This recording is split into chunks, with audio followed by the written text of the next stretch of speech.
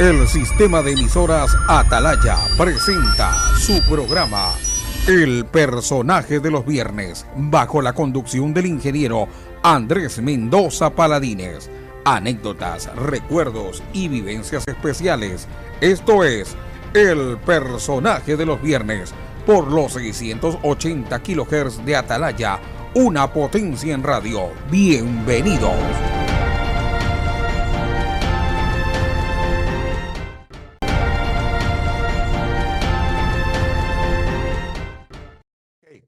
De una vez, ya está el ex presidente de Colombia, nítido, gracias, Gustavo, estaba preocupado, ¿no? Sí, hombre. Porque recibió mensajes incluso de el doctor Álvaro Uribe y que ya estaba listo, pues, pero Sí, todavía no se conectaba.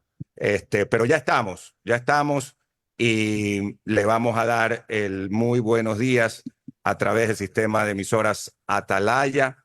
Es un honor poder tenerlo, presidente Álvaro Uribe.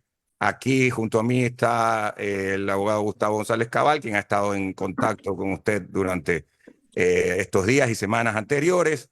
El licenciado Alcides Montilla García, periodista de larga data en el Ecuador, de prensa, de los más importantes diarios y de radio, también de los más importantes emisoras como ahora Atalaya. ¿Quién le habla? Andrés Mendoza Paladines. Presidente Uribe, antes que nada, para confirmar cómo nos está receptando, muy buenos días para poderlo escuchar. Buenos días a todo el equipo de Atalaya, a todos sus oyentes, a todas las personas que lo siguen en los videos. Los escucho muy bien. Un saludo, mis agradecimientos y mi saludo muy respetuoso al hermano pueblo de Ecuador que los escucha. Recíproco con el agradecimiento. Y vamos a empezar las preguntas con Gustavo González, luego Alcides Montilla, y aprovechar al máximo el tiempo de tenerlo al expresidente Uribe. Lo vemos nítido en estos momentos. Y si es que se puede saber en qué parte de Colombia se encuentra. Hombre, me habla Andrés, ¿cierto? Sí, Andrés. Sí, Andrés, yo vivo en la zona rural de Antioquia, relativamente cerca de la ciudad de Medellín, que vivimos hace muchos años, en lo que era una finca de maíz y de frijol de mi suegro hace 60 años, pero hoy unos terrenos donde ya ha llegado la urbanización y aquí creció mi familia, aquí vivimos mi esposa y yo, y aquí tengo unos animalitos con los que nací, los caballos son. Ay, claro. Qué bueno saberlo. Pues es una zona, se ve además muy hermoso, en donde está ahí en la hacienda, que me decías tú, Gustavo, y vamos a ir con Gustavo, que la hacienda tiene el nombre de la finca, como dice el presidente Álvaro Uribe, se llama El Ubérrimo, Gustavo, ¿no? Sí. Muy buenos días otra vez. Sí, buenos días, Andrés, buenos días, Alcides. Presidente, es un gusto estar con usted. Muchísimas gracias por su tiempo. Vamos, señores de Atalaya, a entrevistar a quien don Alberto Dají Garzosi, ex vicepresidente de la República del Ecuador, acostumbra a llamar como el colombiano que le devolvió Colombia a los colombianos. Un hombre de amplísima experiencia administrativa, fue concejal, alcalde, gobernador electo. No es como en el Ecuador, que los gobernadores son designados por el presidente. En Colombia, los gobernadores son elegidos por el pueblo. Álvaro Uribe Vélez fue gobernador de Antioquia y fue senador de la República. Ocupó varios cargos en diferentes gobiernos de la República de Colombia, cargos administrativos. Desde el año, Gustavo, déjame una interrupción, desde el año 82, cuando cumplí 30 años, dije que no aceptaba cargos de nombramiento en adelante, que solo Mire, aquello que pudiera obtener con el favor popular. sí, en Y todo lo caso, cumplí. muy bien, presidente, pero en todo caso queríamos precisar que su vida fue una cadena con varios eslabones de experiencias que concluyeron en su elección como presidente de la República. En ese marco, ¿cómo era Colombia antes de la llegada de Álvaro Uribe Vélez a la presidencia? Porque es muy importante recordar eso. Bueno, Gustavo, al repetirle los agradecimientos, dos temas con los cuales ustedes están muy familiarizados. Colombia tuvo la más larga democracia en el siglo pasado. Mientras los mexicanos se ufanaban que ellos apenas habían tenido 12 años de interrupción democrática, en Colombia solamente hubo 4. Cuando el continente sufrió los problemas de incapacidad de pagar deuda, lo que se llamó el default, de hiperinflación, Colombia no tuvo hiperinflación ni tuvo default. Un buen manejo macroeconómico, una larga democracia, pero una enorme violencia que persigue a las familias colombianas en muchas épocas. A la mía, la violencia entre los partidos. Mi madre se convierte en líder regional para promover el Frente Nacional que superaría esa violencia. Aparecen las guerrillas comunistas, yo las enfrento en la universidad, en mi vida pública, etc. 2002, mi predecesor es una persona a quien aprecio mucho, el expresidente Andrés Pastrana. ¿Qué encontramos? Un país que tenía más de 28.000 asesinatos al año, una tasa como de 66 asesinatos por 100.000 habitantes, un país que tenía ya un 52% de pobreza, un desempleo entre el 16 y el 21. Entonces, mucha violencia, poca inversión privada, mucha pobreza. Era un círculo vicioso. ¿Qué hicimos nosotros? Lo procuramos cambiar por un círculo virtuoso. Más seguridad, más inversión privada, más política social. Avanzamos. El país no quedó convertido en un paraíso cuando yo terminé la presidencia, pero avanzamos. Y eso permitió la elección de Santos y nos quedaron todavía remanentes para elegir al presidente Duque por allá en el año 2018. El país mejoró, bajó bastante la violencia, aumentó mucho la inversión, bajó bastante la pobreza e hicimos una gran reducción del Estado de 6 puntos del PIB, porque yo he sido contrario al Estado burocrático, he dicho menos Estado burocrático, se necesita austeridad y transparencia. Y al mismo tiempo tuvimos un gran diálogo durante esos 8 años con la ciudadanía colombiana persistente, mínimo todos los sábados, muchas veces entre semana, que un diálogo muy constructivo. Y el país terminó con una aprobación de los gobiernos que presidí entre el 74 y el 84. Había discusión política, pero había un gran consenso popular que eligió a Santos con nuestras tesis. Después hizo otra cosa, pero lo eligieron nuestras tesis.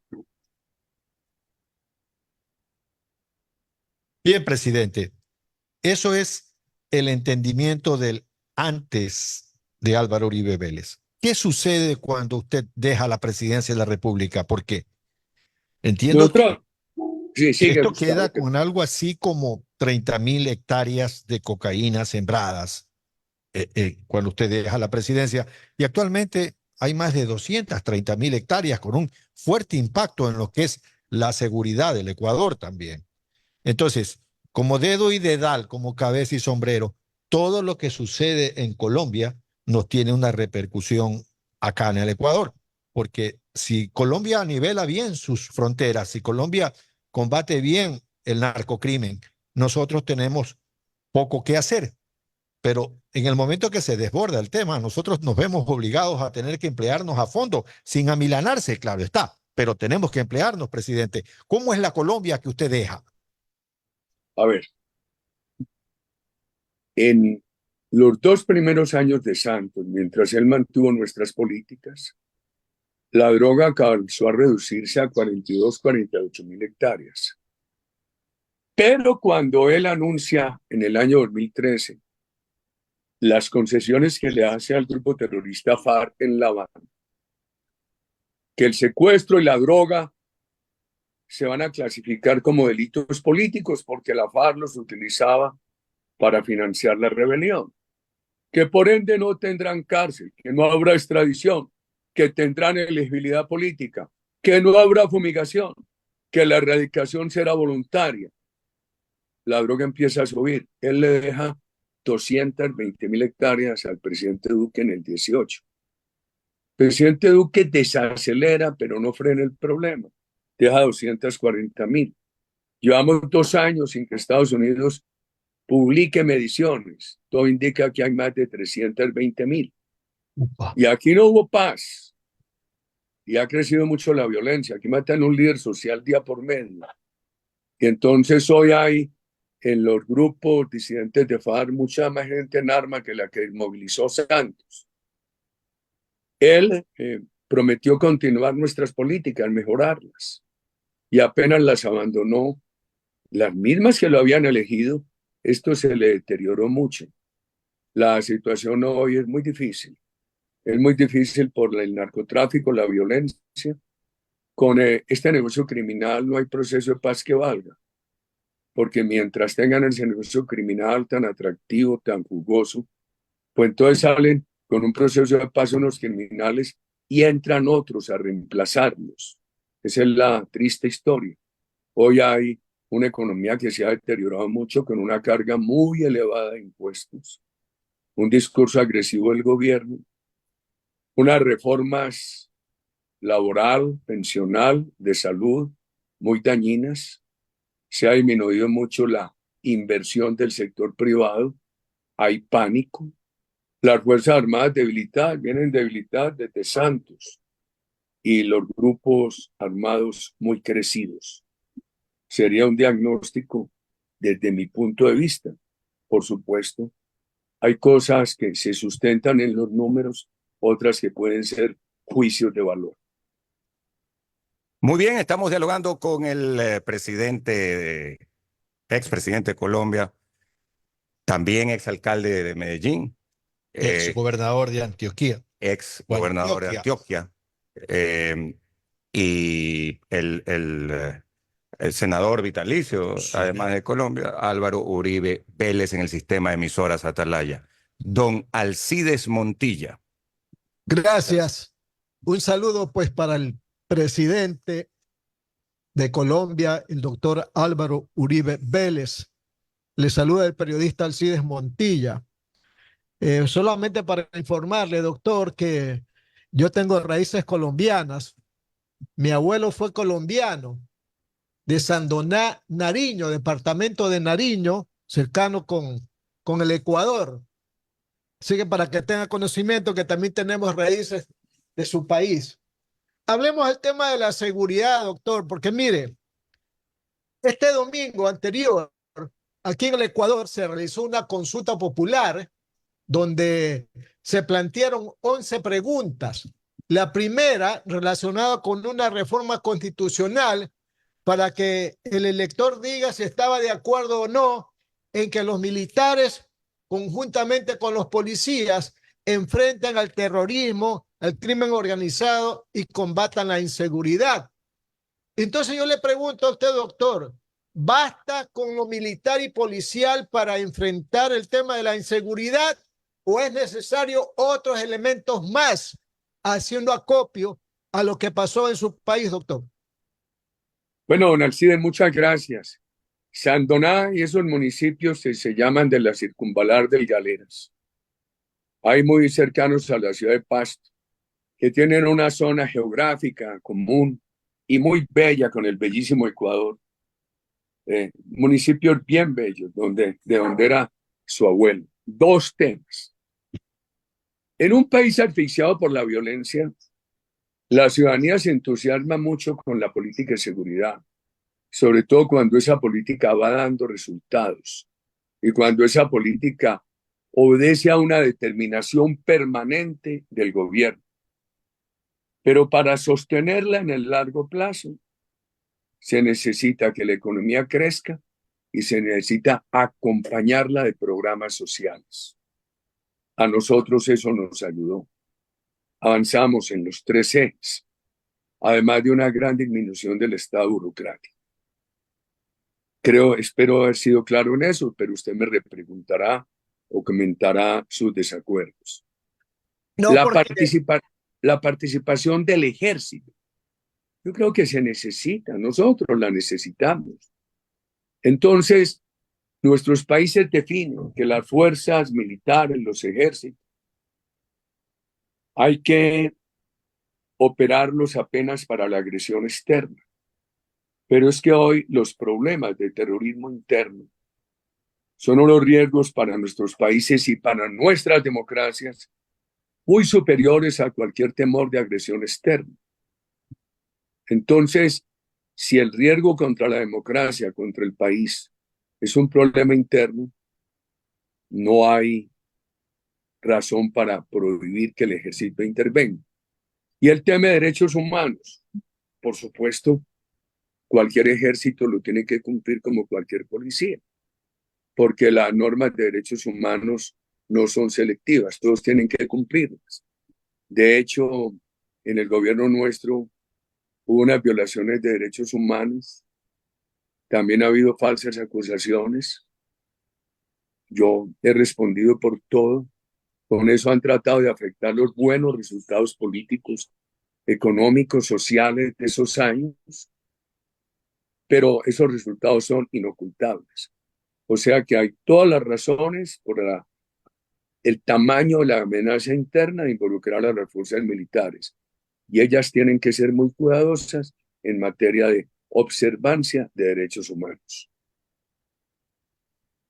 doctor, hace poco, y usted tiene que haberlo conocido, hubo aquí en la Embajada de México una incursión policial del Ecuador para rescatar a un sentenciado por la justicia ecuatoriana, el ex vicepresidente Jorge Glass. Este tema de la incursión de la policía ecuatoriana en la Embajada Mexicana en Quito ha conllevado las reacciones de los distintos países latinoamericanos que piden especialmente, ¿verdad? México ha pedido inclusive la expulsión del Ecuador de la ONU, de sanciones drásticas también en la OEA, etcétera. Y hacen una comparación y referencia con lo sucedido en febrero de 2008 en el denominado bombardeo de Angostura, donde finalmente no se llegó a una sanción tal como la que está pidiendo México en este momento en el Ecuador. Yo quisiera un comentario suyo sobre este particular, doctor Uribe. Hombre, don Alcides, me pone un tema muy extenso. Voy a tratar de ser ordenado. Primero tengo que repetir que yo nunca bombardeé a Ecuador, al hermano pueblo ecuatoriano. Nosotros bombardeamos a un grupo terrorista que invadía Ecuador y desde allí controlaba secuestros de Colombia.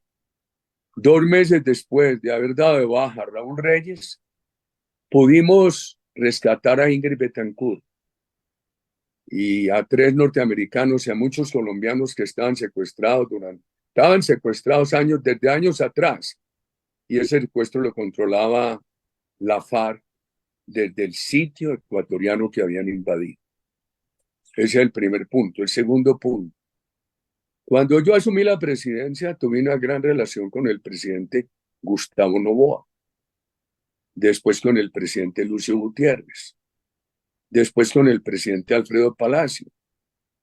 Inclusive nosotros le aceptamos al presidente Palacio durante un tiempo no fumigar del lado colombiano, donde había soberanía colombiana. Y me dio mucho gusto aceptarlo.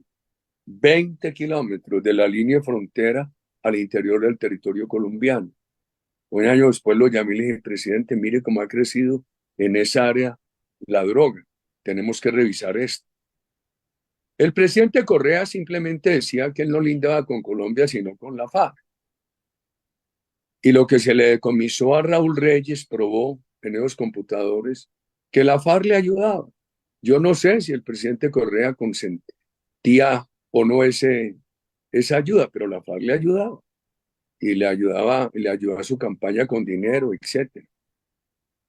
Y la verdad es que las cosas fueron muy distintas. Por ejemplo, cuando se capturó a Simón Trinidad en Quito, el presidente Palacio lo deportó rápidamente, se lo agradecimos. Una gran cooperación contra el terrorismo. La situación con el presidente Correa fue difícil. Espero dejar ese punto claro. La extracción de la captura del ex vicepresidente Glass en la Embajada de México. Yo he sido muy prudente. Veamos, México tiene una larga tradición en asilo, en el tema de la no intervención. Me parece que de pronto comentarios anteriores contra el gobierno ecuatoriano eran innecesarios e inconvenientes. Y Ecuador alega un tema también de soberanía, y el doctor Asdrúbal Aguiar, que coordina el grupo IDEA, dice que el derecho a asilo se excluye con delitos como terrorismo y corrupción. Uno lo que quisiera es que Ecuador y México recompusieran las relaciones. Ahí le dejo esos comentarios, tema que he sido muy cuidadoso, muy respetuoso. Y he escuchado mucho al presidente Noboa, que me ha parecido un joven con una verticalidad que necesitan nuestros pueblos. Estamos dialogando con el doctor Álvaro Uribe Vélez, quien ha tenido la amabilidad de atendernos en directo desde su finca en Colombia. Y de estos temas actuales y también de temas que se unen con el pasado cercano y obviamente con el presente.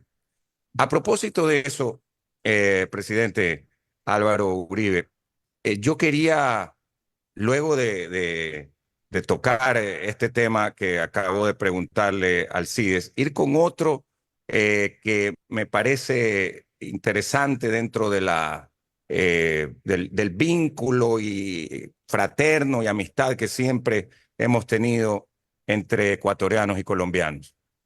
Lo que tiene que ver con la parte energética, presidente. Colombia no tuvo en los años 90 los problemas energéticos que tuvo Ecuador, por lo menos no al inicio de los 90. Acá, en el inicio de los 90, en la época del arquitecto, realmente desde el final del gobierno del doctor Rodrigo Borja y durante el gobierno del arquitecto Sixto Gran Ballén, hubo muchos problemas de estiaje, sequías y por ende en la parte hidroeléctrica. Luego, esto, a Dios gracias, fue mejorando, se hicieron inversiones importantes en la parte termoeléctrica, hidroeléctrica, no, en varios gobiernos, incluyendo el de Rafael Correa. Pero otra vez, estamos ahora como hace 30 años o hace 35 años en este aspecto. No se han dado mantenimiento al parque generador termoeléctrico en los gobiernos anteriores y por ende, pues cuando hay estos inconvenientes, la cosa es difícil. Colombia nos estaba dando energía, pero ustedes también tienen ahora una emergencia. Y obviamente no hay suficiente agua en ciudades incluso como Bogotá. La pregunta es, ¿cómo afrontó usted esta crisis energética que también se dio en Colombia y que ustedes la lograron superar hoy con cambio climático y todos estos problemas vuelve a aparecer? Y que, como bien decían, pues aquí somos como el dedal. Cabeza y sombrero, Exactamente. dedo y dedal. Claro, entonces al Colombia tener este problema no nos puede vender energía.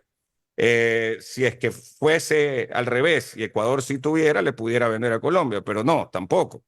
Entonces, ¿cómo afrontó usted este problema que se vuelve recurrente y que no debería ocurrir? Sí, Gustavo, Andrés, terminaste para contestarte. No te interrumpí. no, no, Oh, adelante. muchas gracias.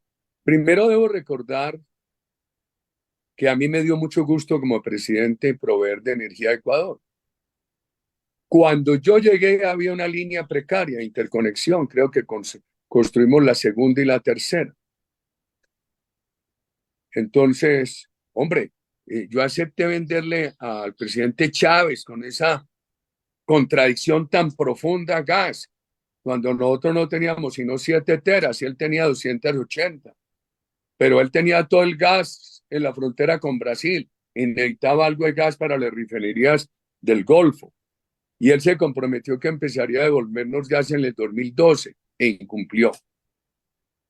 Eh, yo creo que los vecinos son y los hermanos son para servirse. Y por eso me dio mucho gusto esa decisión que mantuve frente a Ecuador y esa construcción de, creo que la segunda y la tercera línea. Hoy Colombia, o ayer, nosotros estimulamos mucho la búsqueda de combustibles. Colombia pasó en el gobierno mío de tener 9 pozos explorados a un año que tuvimos 120. La búsqueda de gas, creamos estímulos tributarios, introdujimos los primeros estímulos y las primeras plantas de energía eólica. Tuvimos un gran avance, introdujimos los biocombustibles, el alcohol carburante y el biodiesel. Tuvimos un gran avance en pequeñas centrales hidroeléctricas. ¿Qué ha pasado? Las diferentes políticas y el temor ahora en el gobierno Petro han demorado la entrada de proyectos de generación en Colombia. Por ejemplo, Hidroituango, en mi departamento, de 8 turbinas. El anterior alcalde de Medellín se le ocurrió cambiar contratistas que iban bien y eso ha aplazado muchísimo la entrada de las últimas 4 turbinas. Las 4 que tienen hoy generan más del 7% de la energía de Colombia. Segundo, el presidente Iván Duque dejó unos proyectos bien importantes para energía solar y energía eólica o de viento, pero muchos de los proyectos no han podido entrar o los inversionistas se han echado para atrás porque las comunidades no han permitido, por ejemplo, en la península de La Guajira, en el extremo norte del país, instalar las líneas de transmisión. Entonces, dicen los inversionistas, ¿qué hago yo con una inversión aquí en paneles solares o en molinos si no puedo sacarle la energía, no me dejan instalar las líneas de transmisión?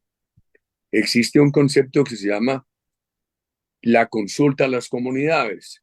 Creo que al gobierno le ha faltado liderar eso, meterse de lleno con las comunidades para buscar que las comunidades y los inversionistas logren acuerdo y se hagan esos desarrollos. Yo veo hoy, ya está lloviendo en Colombia.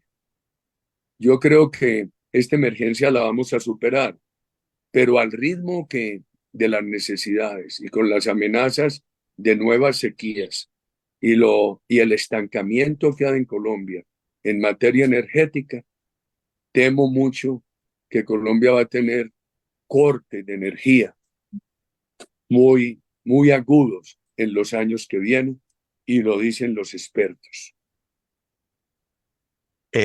Presidente Uribe, Andrés Mendoza lo saluda. Yo quería, dentro de esto, repreguntar en la parte de los pozos, a lo que usted se refería, los pozos petroleros, porque en efecto, Colpetrol, a diferencia de lo que ha ocurrido acá en Ecuador, con Petroecuador, que bajó la producción petrolera, subió su producción petrolera de manera impresionante, de lo que era la década de los 80 y 90 a a partir del 2000. Usted nos decía que abrieron varios pozos. ¿Cómo se logró? ¿Con inversión extranjera? ¿Cómo lo lograron? ¿O fue inversión del propio Estado colombiano? Hicimos varias cosas. Me está hablando es Andrés, ¿cierto? Sí, correcto. Andrés, hicimos varias cosas. Primero, nosotros creamos un marco de confianza en Colombia. Avanzaba la seguridad física, creamos normas de seguridad jurídica. El discurso nuestro era amistoso con la inversión, seguridad política. Introdujimos estímulos tributarios.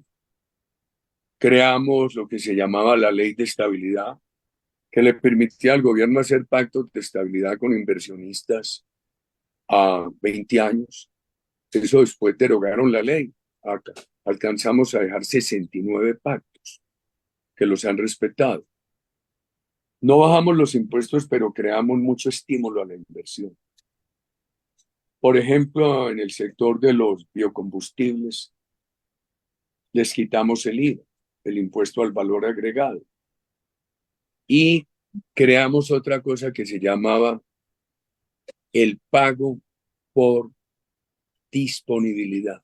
Esto es, si usted hace una inversión en una hidroeléctrica y la tiene lista, disponible, y le dicen un día no despache energía que tenemos exceso, a usted le pagan por eso. Todo eso contribuyó muchísimo a que en Colombia el sector privado creciera, confiara y creciera la inversión en desarrollo energético.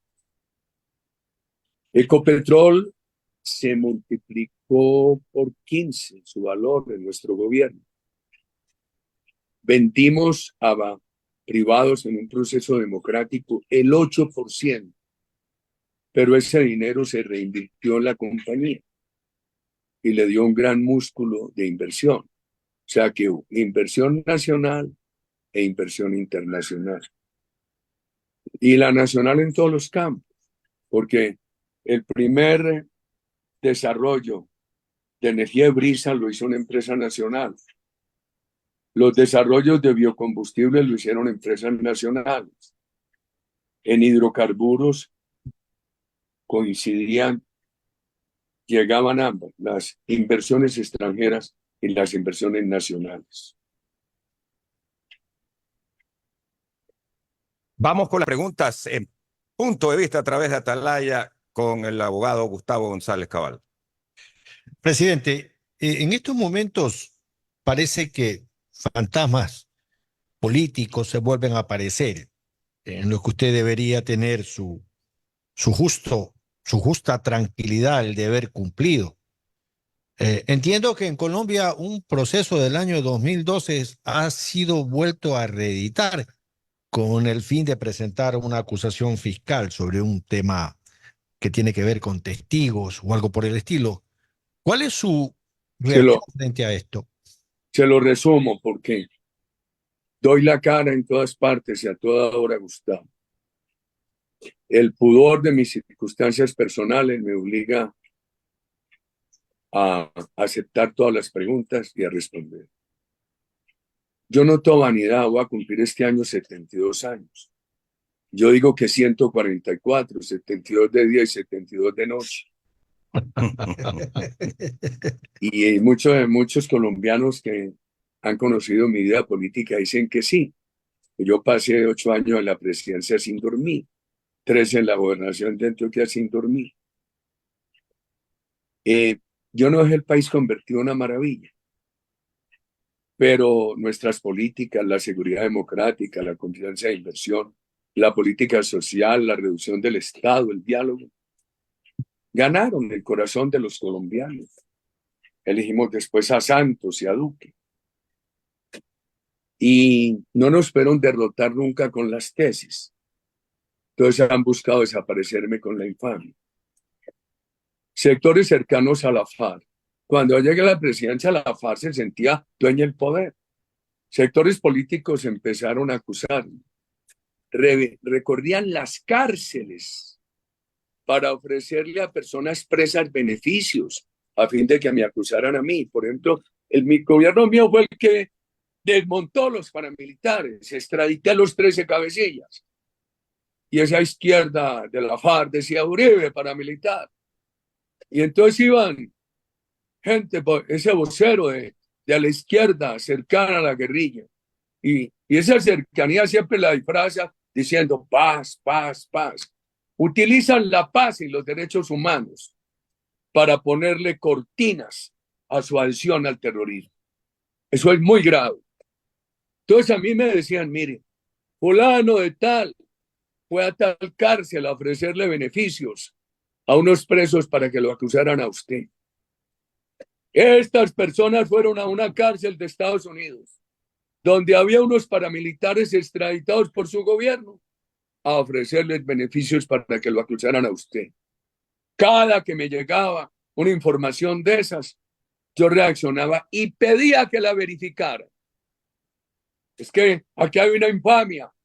Aquí me han impedido ejercer mi derecho a defender un derecho fundamental que es el derecho a la honra. Yo nunca tomé la decisión de ir a buscar testigos. Tomé la decisión de que verificaran la información que me llegaba. Entonces le dije a unas personas, entonces verifiquen si esto que nos están diciendo ocurrió en tal cárcel de Estados Unidos, ocurrió en tal cárcel de Colombia. Y todas esas gentes se ratificaron. Pero un sector de la corte, adverso a mí, donde hay un magistrado que me hizo restringir la libertad por ahí en el año 2020, que fue contratista de Santos en el proceso de La Habana. Ese sector dijo que el que estaba manipulando testigos era yo. Y nada hicieron frente a aquellos que está aprobado iban a visitarlos y a ofrecerles beneficios. 2 fiscales a quienes no conozco, varios procuradores dieron que yo no había cometido delitos. Y ahora me acusan a un juicio sin que haya nada nuevo en mi contra. Al contrario, se sabe que las nuevas pruebas recogidas me favorecen. Por ahí en Estados Unidos, en diciembre, el hermano de un famoso testigo que aquí lo desmintió y esa prueba le escondieron. Y ahora me llevan a mí a la humillante instancia de un juicio. Y mi primera defensa es, aquí me han negado las garantías en un proceso que adelantaron secretamente, que me lo negaron, que me interceptaron ilegalmente el teléfono. Me han negado las garantías que tengo para defender mi honra. Ustedes saben cómo la fuente de interceptación de mi teléfono. Se las puedo decir despacio y con menos emoción. Porque esto lo hicieron coincidir siempre con campañas electorales para debilitarme. Nosotros denunciamos a un senador de la extrema izquierda, allá cercano a la FARC, desde 2012. Lo volvimos a denunciar en el 2014. Y ese sector de la Corte apenas se pronunció en víspera de la elección de 2018, cuando me quitaron 1,5 millones de votos. Afortunadamente, con eso y todo sacamos la mayor votación de ese Congreso. ¿Cómo le parece? 2012 y solamente definen en la víspera electoral del 2018. ¡Oh, sorpresa! Yo era el denunciante, que yo era el que había manipulado testigos. Y al otro señor lo absolvieron. Con todas esas pruebas, queridos amigos. Y entonces en Bogotá, en plena campaña, decía, van a meter a Uribe a la cárcel. Y entonces yo asustado le dije a mis abogados, pregunten. La Corte negó que el proceso existiera, pero eso está por escrito. Lo que les estoy diciendo lo pueden comprobar. Todos los días he venido sacando un pequeño video sobre sobre las pruebas del montaje contra mi persona. El 7 de marzo de 2018, plena campaña al Congreso de la Presidencia. Ese año fue elegido el presidente Duque y decían que con lo que iba a suceder contra mí no sería elegible el presidente Duque, porque él era nuestro partido. El 7 de marzo, la Corte ordenó interceptar a un señor, Nilton Córdoba, y al interceptador le pasaron el teléfono mío. ¿Cómo le parece? Terrible. El interceptador les dijo, pero esto está aprobado. Miren, ustedes se equivocaron, esta es la voz de Uribe. Me interceptaron en 22.000 ocasiones, entre llamadas telefónicas y mensajes. Y ¿sabe qué le contestaron? Siga. En ese momento el error se convierte en delito, porque entra el elemento intencional, el dolo. Nada ha avanzado en esa investigación. ¿Cómo les parece? Terrible, Entonces un presidente. magistrado después dice, no, lo desconectamos después del error. Mentiras. Después del error dijeron siga. Y cuando me habían interceptado ilegalmente el 7 de marzo del 18, solo me desconectaron el 9 de abril del 18. Violaron las interceptaciones abogado-cliente. Y qué paradoja. Y en esas interceptaciones queda claro que yo siempre pedía la verdad, que nunca pedí que en esas verificaciones se le sugiriera siquiera a esos presos callar o mentir. Bueno, yo he respondido todas estas infamias. ¿Sabe qué me duele? Que en estos 14 años yo habría podido estudiar tanto para servirle al país. Ayer, por ejemplo, saqué una reacción a la propuesta pensional del presidente Gustavo Petro, pero la defensa me ha hecho perder tanto tiempo, queridos amigos. Pero ahí vamos en la batalla. Presidente, no hay duda que esto va a prevalecer, la verdad va a prevalecer y que la venganza de los políticos derrotados en las urnas y derrotados en hechos fácticos está allí amalgamado por envidia de aquellos que no son capaces de levantarse por sus propios medios y que en algunos casos defraudaron al apoyo popular. Presidente, un poco retrocediendo al año 2003, usted dijo que esto lo iba a contar en público. Yo no lo sabía tampoco, ya no estaba en la presidencia en esa época. ¿2000 qué? 2003, en 3. Quito, su reunión con Gustavo Noboa, Fidel Castro, en el Palacio de Carondelet, que demoró hasta altas horas de la madrugada. Sí, yo hablé 2 o 3 veces o 4 con Fidel Castro en la vida. 2 veces personalmente, unas llamadas telefónicas. Yo tenía previsto ir a la posesión del presidente Lucio Gutiérrez, viajando en la mañana a Quito, asistir a la posesión y regresar. Y el presidente Noboa me dijo, a quien aprecié mucho, que era un caballero el presidente Noboa, un hombre muy respetable. De todo mi homenaje a ese gran amigo, él sintió mi respeto. Me llamó y me dijo que si yo pudiera irme la vista. Y efectivamente estuvimos muchas horas en Carondelet, altas horas de la noche hasta la madrugada, el presidente Noboa, Fidel Castro y mi persona. Chávez no le hacía caso sino a Fidel Castro. Y yo toda la vida he combatido el castrochavismo. En la juventud combatí el castrismo cuando mis compañeros de universidad, los unos querían el comunismo soviético, los otros el comunismo vietnamita, los otros el comunismo cubano, los otros el comunismo chino. Yo defendía el Estado de Derecho. Venía de una familia que había sufrido mucho, primero la violencia política y después la violencia de las guerrillas marxistas, de una familia de gente de trabajo muy sufrida por esa violencia. Sin embargo, conversamos ampliamente esa noche con Fidel Castro. Después, en otras ocasiones, sí, tengo ese recuerdo y algunas cosas que he publicado en el libro, en un libro que se llama No hay causa perdida. Por fortuna, como hay referencias a Castro y a Chávez, eso se publicó antes de que ambos fallecieran. Tuvieron la posibilidad de haberlo confrontado. Vamos a continuar en la parte final de esta magnífica entrevista con el expresidente colombiano, el doctor Álvaro Uribe Vélez, hombre que realmente cambió a Colombia. Nosotros, y quien me habla, Andrés Mendoza, yo fui testigo de ir a Colombia antes de Uribe, durante el gobierno de Álvaro Uribe, y el cambio fue realmente impresionante. De uno tener miedo de pasar por Colombia, pasó a ser totalmente lo contrario.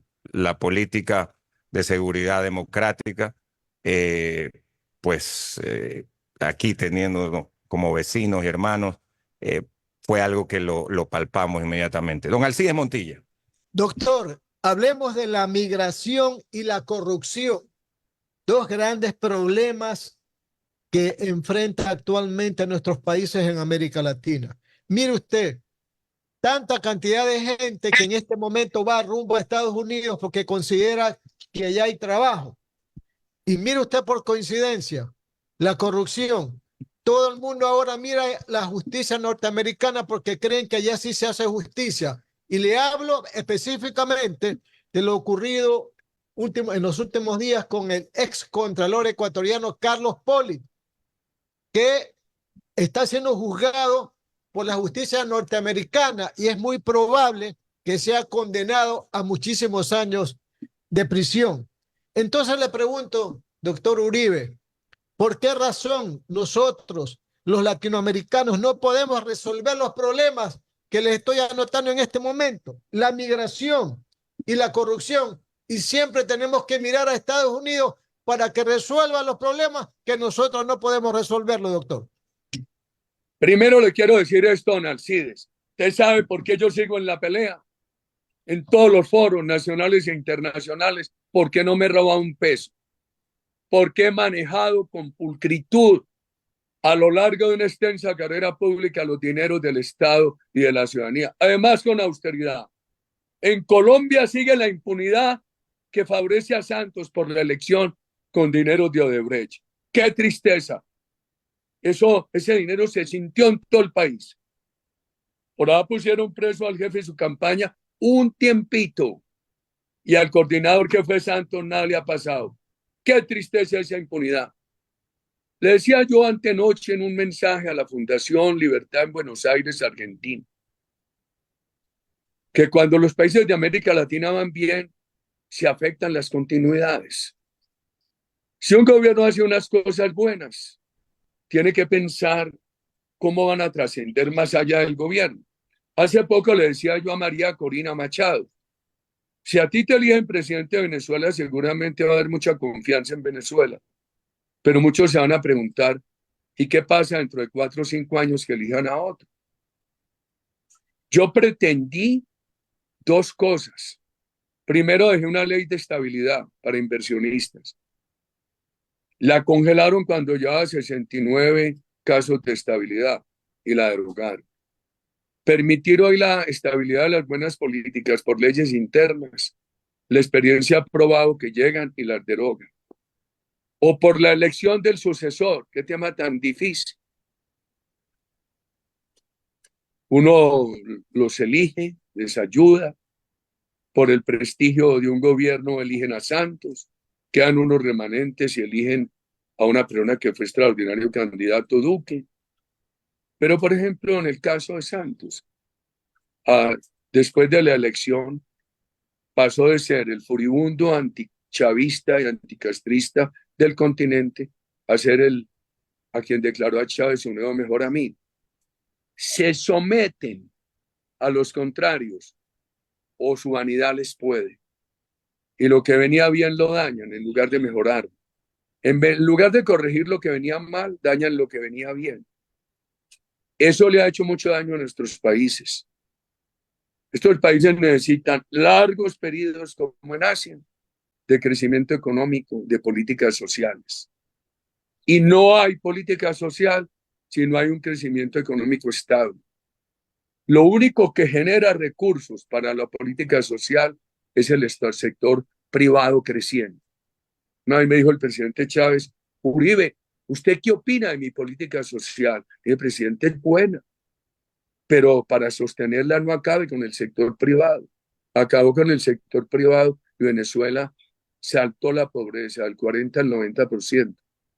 Tuvieron unos años ahí de gloria ficticia, simulada, porque él cuando Venezuela producía 3,5 millones de barriles de petróleo al día, eso les daba 60,000 millones de dólares de valor de importaciones al año. Y con eso importaban bienes, se los subsidiaban a los ciudadanos, la ciudadanía vivió un periodo de subsidios de bienes importados. Y cuando se acabó esa fiesta de bienes importados subsidiados, por muchas razones se rebajó la producción de petróleo porque habían acabado con la inversión tecnológica y siga. Encontraron que el sector privado venezolano estaba muy extinguido, muy reducido, y la pobreza saltó al 40, al 90.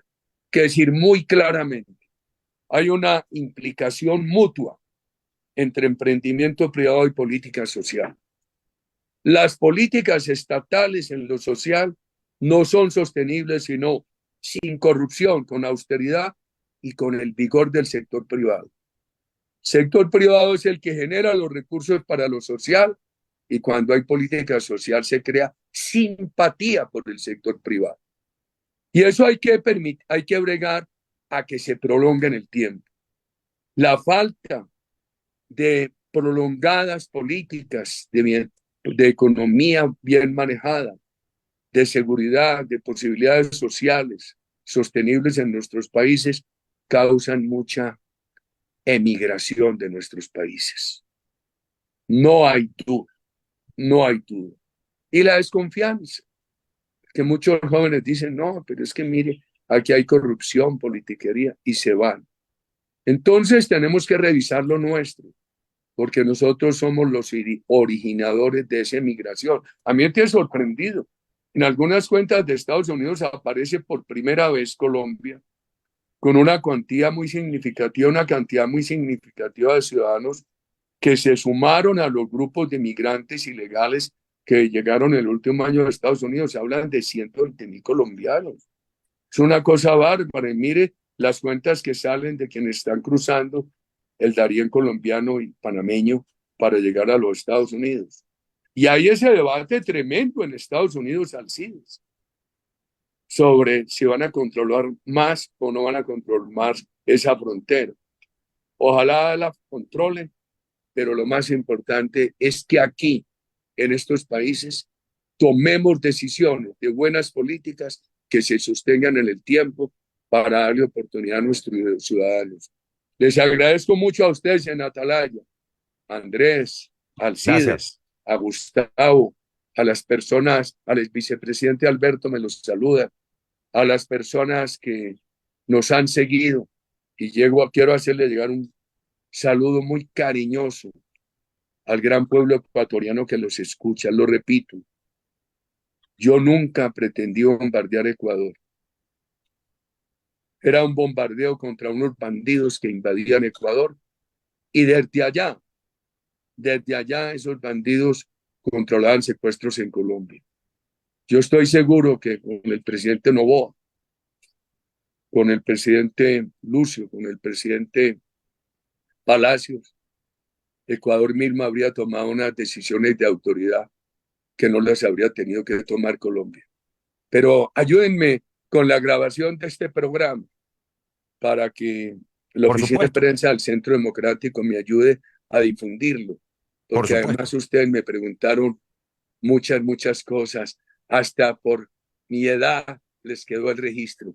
Muchas gracias, queridos amigos, buen día. Gracias a ustedes. Gracias, presidente. Se la haremos llegar con, por supuesto, con todo Muchas seguridad. gracias. Y que tengan muy buen día y buen fin de semana. Era el expresidente de Colombia en vivo de su finca, el ubérrimo, el doctor Álvaro Uribe Vélez.